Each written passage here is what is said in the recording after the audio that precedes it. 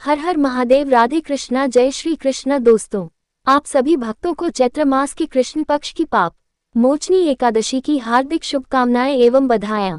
भक्तों, आज की वीडियो बहुत ही ज्यादा खास होने वाला है, क्योंकि भक्तों आज के इस वीडियो में हम बात करेंगे पाप मोचनी एकादशी, या यूं कहें कि पाप मोचनी एकादशी अर्थात पापों से मुक्ति देने वाली एकादशी के विषय में। पाप मोचनी एकादशी का व्रत किस दिन करना है, यह व्रत और यह करना क्यों इतना ज्यादा महत्वपूर्ण है, इस व्रत की क्या महिमा है। इस एकादशी को लेकर सभी भक्तों के मन में कंफ्यूजन बनी हुई है कि यह एकादशी 14 मार्च को है या फिर 15 मार्च को। व्रत किस दिन किया जाएगा, पूजा कब करनी है, शुभ मुहूर्त क्या रहेगा, पूजा विधि क्या रहेगी। भक्तों, शास्त्रों में पद्म पुराण में क्या लिखा है, भगवान क्या कहते हैं इस एकादशी के विषय में, कैसे यह व्रत करना चाहिए, इस व्रत की विधि क्या है, इस व्रत के नियम क्या है, पूजन कैसे करना चाहिए, इस व्रत की शुरुआत कहाँ से हुई और किसने इस व्रत को किया, इस व्रत तो उसका उद्धार हुआ, और इस व्रत का पालन कब करना चाहिए।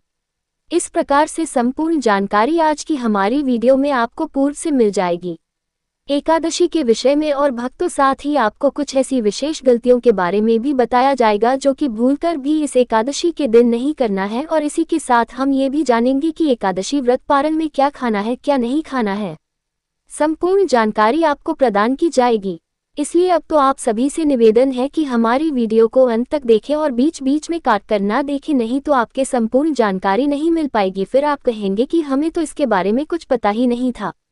भक्तों, वीडियो शुरू करने से पहले हम आपसे एक बात बोलना चाहते हैं। अगर आप सभी को हमारी वीडियो थोड़ी सी भी उपयोगी लगी हो तो हमारे वीडियो को लाइक, शेयर और हमारे चैनल को सब्सक्राइब जरूर कर देना। और हमारे कमेंट बॉक्स में माता लक्ष्मी की जय और भगवान विष्णु की जय अवश्य लिखिए, जिससे भगवान विष्णु का आशीर्वाद प्राप्त हो। दोस्तों, हम आपने इस कथावर्धन चैनल पर हम आपको एकादशी के साथ साथ सभी हिंदू धर्म की जानकारी प्रदान करते हैं।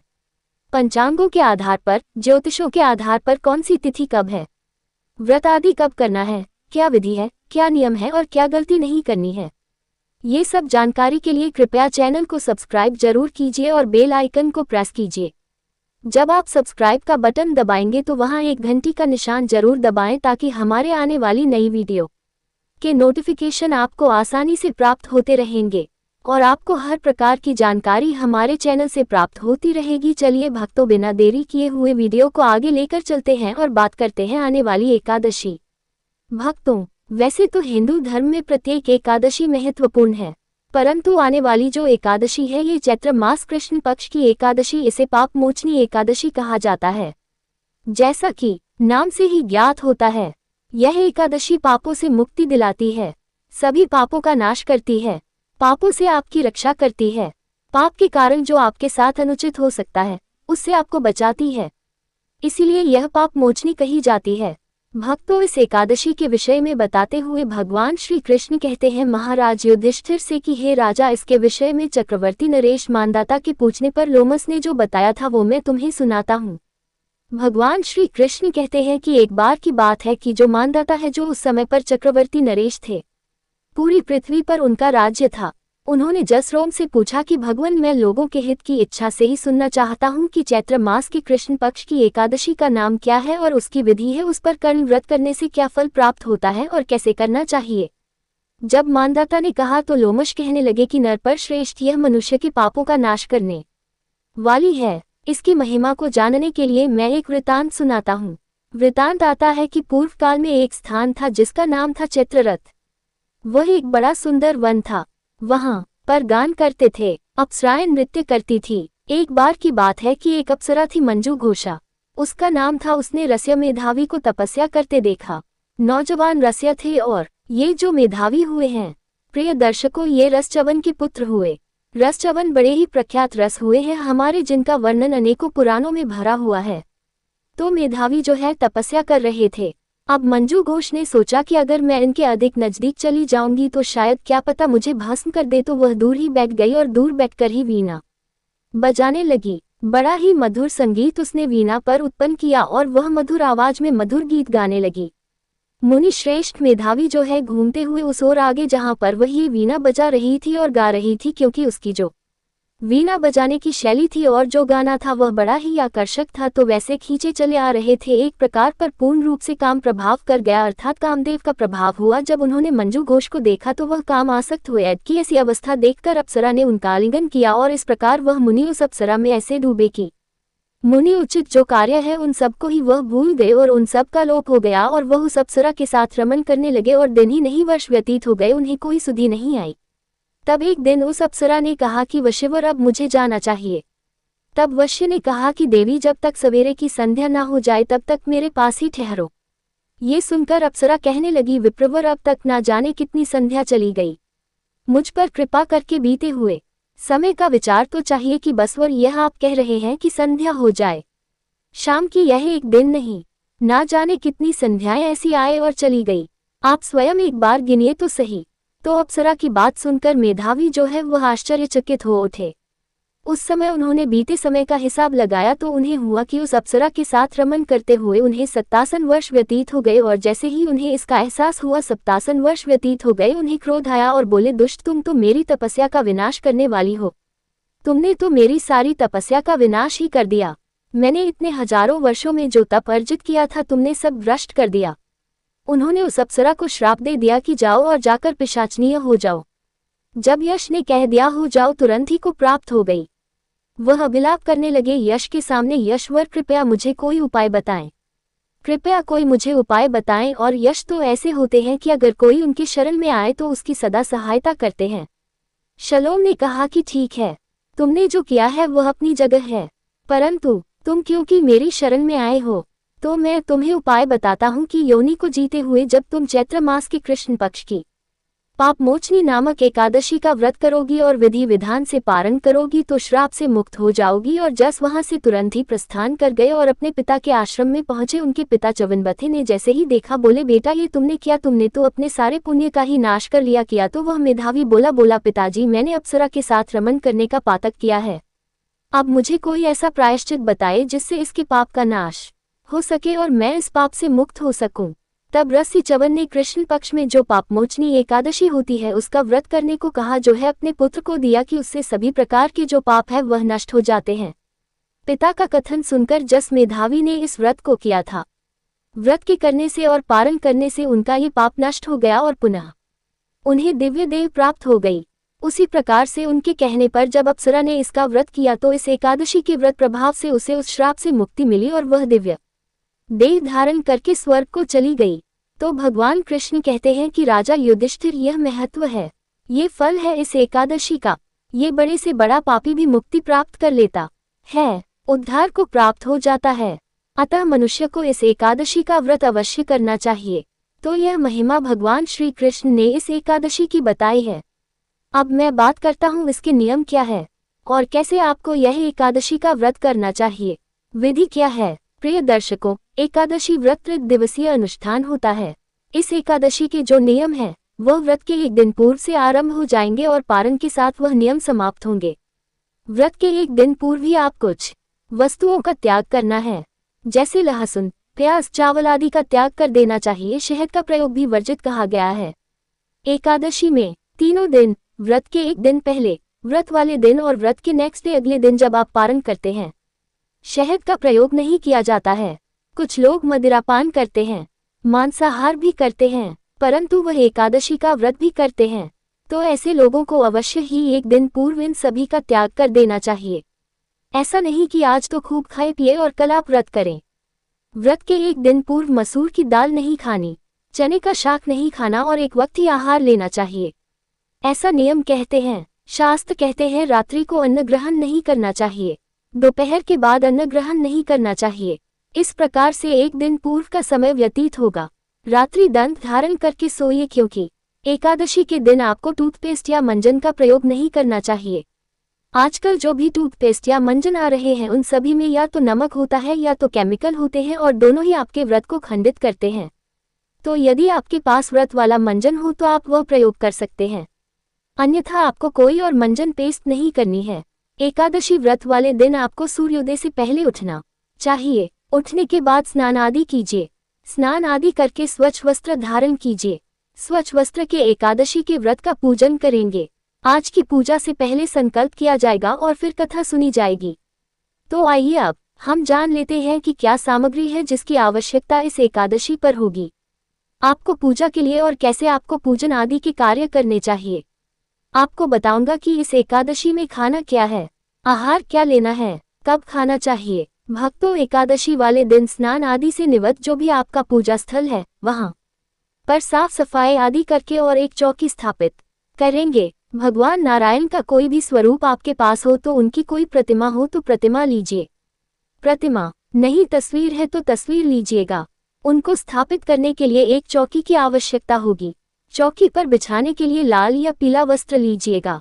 भगवान के सामने घी का दीपक रखना है तो एक दिया लीजिएगा, उतनी ही मात्रा में घी चाहिएगा। रौली, मौली, पान, सुपारी, लौंग, इलायची, धूप दीप, इत्र, जनेऊ, खुले फूल हो तो फूल ले लीजिए। माला मिल जाए तो माला ले लीजिएगा। पंचामृत बनाने के लिए कच्चा दूध, दही, घी, शक्कर और गंगाजल ये चीजें आपको लेनी है। शहद का प्रयोग नहीं होगा, थोड़ी थोड़ी मात्रा में ये ली जाएंगी। ये सभी सामग्री आपने एकत्र कर लेनी है। एकत्र करके पूर्व दिशा की ओर मुख करके बैठ जाए। जो भी आपका पूजा स्थल है वहां पर सारी सामग्री लें। एक लोटा लीजिएगा तांबे का, उसमें पहले थोड़ा सा गंगाजल भरिएगा, फिर शुद्ध जल भरिएगा और सबसे पहले उस स्थान का शुद्धिकरण करेंगे। फिर सामग्री का शुद्धिकरण साथ के साथ करेंगे, क्योंकि यह सामग्री आप तक आने से पहले ना जाने कितने हाथों से होकर निकली है, कौन किस अवस्था में था, इसीलिए इसका शुद्धिकरण आवश्यक होता है। भगवान को अर्पित करने से पहले लोटे में जो जल भरा है फूल के माध्यम से उस जल के छींटे दीजिए सामग्री के ऊपर और उस स्थान पर जहां आपने पूजा करनी है। ओम अपवित्र पवित्रो व सर्वांगतो व ये स्मृत पुंडरीकाक्षमन सूची। इस प्रकार जल छींटे देख के आपने शुद्धिकरण किया है और चौकी को बिछाए। चौकी पर लाल या पीला जो वस्त्र है वहां बिछाए। भगवान नारायण की स्थापना करेंगे। भगवान की तस्वीर या प्रतिमा जो आपके पास है वहां लेखन को भगवान नारायण की स्थापना करेंगे, विराजमान कीजिए। उनके सामने दीपक रखिए। घी का दिया रख रहे हैं तो भगवान के सीधे हाथ की ओर रखिएगा। तेल का दिया रख रहे हैं तो उल्टे हाथ की ओर रखिएगा और उसके विपरीत दिशा में धूप विराजमान कीजिए। धूप स्थापित कीजिएगा। ध्यान दीजिएगा, दीपक को आसन अवश्य देना है तो आसन के रूप में पुष्प रख दीजिएगा। उसके ऊपर दीपक विराजमान कीजिएगा, या थोड़े से गेहूं, बाजरा जो भी आपके पास अनाज हो वह भी आसन रूप में दे सकते हैं। पुष्पोत्तम है, पुष्प रख दीजिएगा। भगवान नारायण को भी आसन दिया जाएगा, वह मैं अभी आपको आगे बताऊंगा कैसे देना है। इस प्रकार से आपने स्थापना कर लेनी है। स्थापना करने के बाद एक किसी छोटे पात्र में थोड़ा सा जल भरिए। गंगाजल युक्त जल जो आपने लोटे में भरा है उसी में से थोड़ा सा उसमें डाल लीजिए। यह आपके अपने के लिए और हाथ धोने के लिए है। इस प्रकार स्थापना करके आपने पूजन करना है। पूजन कैसे करना है संक्षेप में वह भी एक बार समझ लीजिए, आसान लगा के बैठ जाए। सबसे पहले जो मैंने दूसरे पात्र में जल भरवाया है थोड़ा सा हाथ धोने के लिए उसमें से 1 चम्मच जल सीधे हाथ पर लीजिए और हाथ धो लीजिए। हाथ धोने के बाद 3 बार आपने जलाजम नहीं करनी है। 1-1 चम्मच जल और चम्मच बहुत बड़ा चम्मच, इतना चम्मच होना चाहिए जिसमें 2 बूंद जलाए, क्योंकि जो लोग व्रत करते हैं ना उनको निर्जला एकादशी व्रत में 6 मासा जल आचमनी के रूप में लेने में कोई दोष नहीं है। हमारे शास्त्र कहते हैं क्योंकि आचमनी तो की ही जाती है पूजा में, तो 1-1 मंत्र पर 1-1 चम्मच जल जिसमें 2 बूंद जल हो वहां आपको पी जाना है। ओम माधवाय नमः जल लीजिए, सीधे हाथ पर पी जाए। ओम केशवाय नमः जल लीजिए, सीधे हाथ पर पी जाए। ओम नारायणाय नमः जल लीजिए, पी जाए। ओम माधवायनाय नमः, हाथ पर जल लीजिए और हाथ धो लीजिए। अब अपने आप को तिलक कीजिए, मौली बांधिए। परिवार के सारे लोग बैठकर पूजा कर रहे हैं तो सभी लोगों को माथे पर तिलक और हाथ में मौली जरूर बंधी होनी चाहिए। उसके बाद दीपक को प्रज्वलित कीजिए और धूप को प्रज्वलित कीजिए। धूप दीप जलाया आपने, धूप दीप जलाने के बाद पुनः अपने सीधे हाथ पर जल लीजिए, हाथ धो लीजिए। अब आप सबसे पहले व्रत पूजन का संकल्प करेंगे, फिर हम भगवान का आवाहन करते हुए पूजन को बताएंगे। जब सारी पूजा विधि हम यहाँ बताते हैं तो संकल्प करने के सीधे हाथ पर जल लीजिए। पुष्प है तो पुष्प ले लीजिए। 1 रुपया का सिक्का दक्षिणा के रूप में रख लीजिए, अधिक जो रखना चाहे रख सकते हैं। 3 बार बोलिए ओम श्री विष्णु, ओम श्री विष्णु, ओम श्री विष्णु। अपना नाम अपना गोत्र जिस स्थान पर बैठकर पूजन कर रहे हैं, वहां का मकान नंबर, क्षेत्र का नाम, शहर का नाम, चैत्र माह, श्री कृष्ण पक्षी एकादशी, आयु आरोग्यता प्राप्त, संपत्ति प्राप्त या अर्थात भगवान नारायण प्रसन्नार्थ एकादशी। बोलिए श्री विष्णु शरण और यह संकल्प भगवान के चरणों में अर्पित कर दीजिए। इस प्रकार से वह पुष्प भगवान को अर्पित कर दीजिए, ये भाव रखते हुए कि आपने भगवान को पुष्प का आसन दिया है, अब वह आसन पर विराजमान हो गए हैं।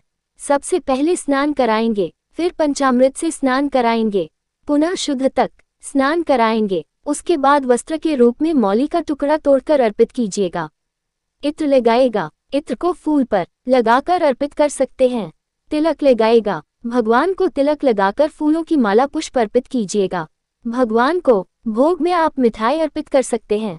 भोग अर्पित करने के बाद आचमनी जरूर करना चाहिए। 1 चम्मच जल लीजिएगा, भगवान को आचमनी के रूप में अर्पित कीजिएगा। उसके बाद उस पर 2 लौंग, 2 इलायची, 1 सुपारी रखिए और भगवान को अर्पित कीजिए। शुभ दक्षिणा, जो भी दक्षिणा अर्पित करनी है वह दक्षिणा अर्पित कीजिए और हाथ जोड़कर भगवान को नमस्कार कीजिए। इस प्रकार से आपने आज के दिन की पूजा करिए। ये पूजा करने के बाद अब आपने एकादशी की कथा सुननी है। कथा सुनने के बाद विष्णु सहस्त्र नाम का श्रवण करना है और फिर भगवान की आरती करनी है। एकादशी के दिन किसी से लड़ाई झगड़ा ना करे, क्रोध न करे। इस दिन पति पत्नी आपसे मेल मिला ना करे, ब्रह्मचर्य का पालन करे। हो सके तो एकादशी के दिन भजन कीर्तन जरूर करे। इसके बाद रात्रि जागरण की महिमा है। रात्रि जागरण में ध्यान देने वाली बात यह है कि कम से कम 2 बजे तक तो जागिए और यह जो पाठ स्तोत्र है उनका श्रवण कीजिए। रात्रि जागरण का मतलब यह नहीं है कि आप टीवी देखते हुए जाग रहे हैं, वह काफी है। नहीं, भगवान की कथाएं सुनिए। अगर टीवी पर भी सुन रहे हैं तो भगवान की कथाएं या जो पुराण स्तोत्र होते हैं जागरण में श्रवण कीजिए। इस दिन आपको अन्न नहीं ग्रहण करना होता और ना ही नमक और मिर्ची खाया जाता है। इस दिन आप केवल खली या दूध से बनी हुई चीज खा सकती हैं। पारण के लिए अगले दिन आपको सूर्योदय से पहले उठ जाना चाहिए। उठने के बाद स्नान आदि करके स्वच्छ वस्त्र धारण कीजिए। पूजा स्थल पर पुनः पूजन कीजिएगा, पारण कीजिए और उसके बाद जरूरतमंद लोगों को कुछ चीज दान करें, जैसे कि वस्त्र, फल, अन्न आदि चीजों का दान करना बहुत ही शुभ माना जाता है। इस प्रकार आप व्रत को पूरा कर सकते हैं। अब बात करते हैं कि इस एकादशी का व्रत किया कब जाएगा। ध्यान दीजिएगा, इस एकादशी पर कुछ ऐसी संभावनाएं बन रही हैं क्योंकि यह सुबह सुबह शुरू हो रही है, तो ऐसे में लोग गलती कर बैठते हैं और लोग दशमी वेदा एकादशी कर लेते हैं। आप ये गलती भूल के भी न कीजिएगा, क्योंकि अगर आपने दशमी वेदा एकादशी करी तो हमारे पुराने दर्शक जानते होंगे, शास्त्र कहते हैं कि वह व्यक्ति घोर नरक में जाता है। एकादशी तिथि की हो रही है 14 मार्च को सुबह 8:10 पर और 15 मार्च को सुबह 9:16 पर यह समाप्त हो जाएगी। ऐसे में 15 मार्च को सूर्य के मुख से एकादशी है। तिथिमान के अनुसार एकादशी 15 मार्च को मनाई जाएगी और द्वादशी युक्ता व्रत, श्रेष्ठ व्रत भी इसी दिन होगा। 14 को श्रेष्ठ ही नहीं अनुचित व्रत होगा अगर आपने किया तो, क्योंकि शास्त्र कहते हैं कि दशमी वेदा नहीं करना चाहिए। यह एकादशी आपको नरक में ले जाती है। शुभ मुहूर्त जो आ रहा है इसमें वह 9:30 बजे से और 12 बजे तक रहेगा। परंतु यदि कोई ऐसे हैं जिनको जल्दी जाना है तो ऐसा नहीं कि सुबह का योग कोई अशुभ है। एकादशी पूजन के लिए सुबह भी कर सकते हैं, पर उत्तम जो मुहूर्त है वह 9:30 बजे के बाद। पारण के लिए 16 तारीख को सुबह का 1.5 घंटा बड़ा उत्तम है। 6:30 से और 8 बजे के बीच में पारण करेंगे, कल्याणकारी रहेगा। मित्रों, लिए हम बात करते हैं कुछ सावधानियों के बारे में जिसे कोई भी महिला या पुरुष को नहीं करना चाहिए, नहीं तो व्रत का फल नहीं मिलता और व्रत खंडित हो जाता है। इस दिन भूलकर भी चावल, गेहूं, दालें, मांसाहार, लहसुन, प्याज या तामसिक भोजन का सेवन नहीं करना चाहिए, क्योंकि एकादशी के दिन तामसिक भोजन करना ये परिवार के लिए बहुत बड़ा घटना का संकेत देता है। नंबर 2, एकादशी के दिन किसी से लड़ाई झगड़ा करना, किसी से चुगली करना, झूठ बोलना, किसी का अपमान करना, ये सब आपका व्रत को नष्ट कर सकता है और भगवान विष्णु की पूजा को पूरा नहीं कर सकता। एकादशी के दिन जो व्यक्ति व्रत करता है उसे दिन में सोना नहीं चाहिए, इसलिए इस दिन मन, वचन और कर्म से पवित्रता बनाए रखना ही सच्चा एकादशी व्रत माना जाता है। पापमोचनी एकादशी केवल एक व्रत नहीं बल्कि आत्मशुद्धि और नई शुरुआत का पावन अवसर माना गया है। मान्यता है कि इस दिन श्रद्धा से भगवान विष्णु का पूजन, व्रत, कथा श्रवण और दान करने से जीवन के सभी प्रकार के परेशानियों का अंत हो जाता है और घर में सकारात्मक ऊर्जा का संचार हो जाता है। यह एकादशी हमें सिखाती है कि केवल उपवास ही नहीं बल्कि अपने विचारों, व्यवहार और शब्दों को भी पवित्र रखना आवश्यक है। तभी व्रत का सच्चा फल प्राप्त होता है। जो भक्त सच्चे मन से प्रभु का स्मरण करते हैं, उनके जीवन में अटके हुए कार्यों में गति आती है और मानसिक शांति प्राप्त होती है। इसलिए इस पावन दिन आप भी संकल्प लें कि बुरे विचारों, क्रोध और नकारात्मकता को छोड़कर धर्म और सदाचार के मार्ग पर चलेंगे। हमारे शास्त्रों में बताया गया है, इस एकादशी के व्रत जो भी व्यक्ति करता है उसके घर में सुख समृद्धि और भौतिक सुखों के साथ साथ अंत में मोक्ष की प्राप्ति होती है। अगर दोस्तों ये जानकारी अच्छी लगी हो तो हमारे कथावर्धन चैनल को सब्सक्राइब जरूर कर लेना और कमेंट बॉक्स में भगवान विष्णु की जय, माता लक्ष्मी की जय जरूर लिख दे। धन्यवाद।